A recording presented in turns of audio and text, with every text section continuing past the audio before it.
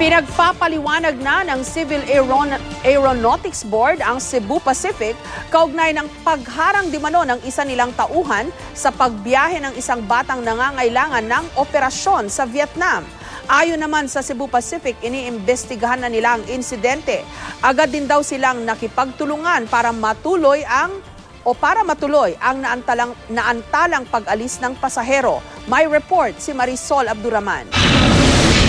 Nakarating na sa tanggapan ni Attorney Wirlo Somojo, hepe ng Legal Division ng Civil Aeronautics Board o CAB, ang reklamo ng isang pasahero na si Regine Palileo.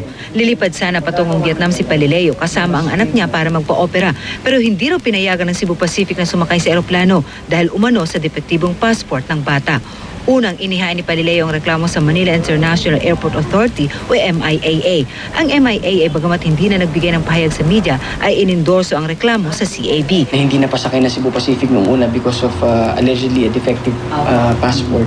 Sinasabi nga niya, rude treatment sa anak nila at sa pamilya niya nung station manager yata o supervisor ng Cebu Pacific. Nakasaad din daw sa reklamo ni Palileo na sinigawan daw sila ng manager ng naturang airline. Pinagpapaliwanag ng CAB ang Cebu Pacific. Mag-i-issue na kami ng show cause order directed to Cebu Pacific to comment on the complaint. Ayon sa CAB, may karapatan naman daw ang airlines na tingnan maigi ang mga dokumento ng kanilang pinoproseso. Ang airline kasi medyo maingat din pagdating sa ganyang bagay kasi nga pag may nakalusot sa kanila na isang pasahero na may depektibong passport at posibleng ma-deny naman dun sa bansang pupuntahan niya, mimulta ho yung airline. Siguro, nag-exercise sila ng caution para hindi rin ma-hassle pagdating doon sa receiving country.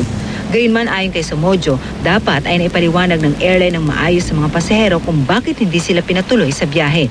Aalamin din daw ng CAB ang insidente umano ng paninigaw o hindi tamang trato sa mga nasabing pasahero. Kung sakali man ho siguro na may nilabag na company policy ang isang empleyado, nararapat na sigurong siya parusahan o yung kanyang employer may gawin para makorek yung ganong klase ng behavior. Sa isang pahayag, sinabi ng Cebu Pacific na inaalam na nila ang mga detalye na nangyari. Kahapon ay nagbigay na rin daw ang airline ng tulong sa mga nasabing pasahero para matuloy ang kanilang flight sa Vietnam. Nakipag-coordinate rin daw agad ang Cebu Pacific sa Saigon Immigration para ma-rebook ang flight ng mga nasabing pasahero. Ikinalulungkot din daw ng Cebu Pacific ang nangyari. Marisol Abduraman, GMA News.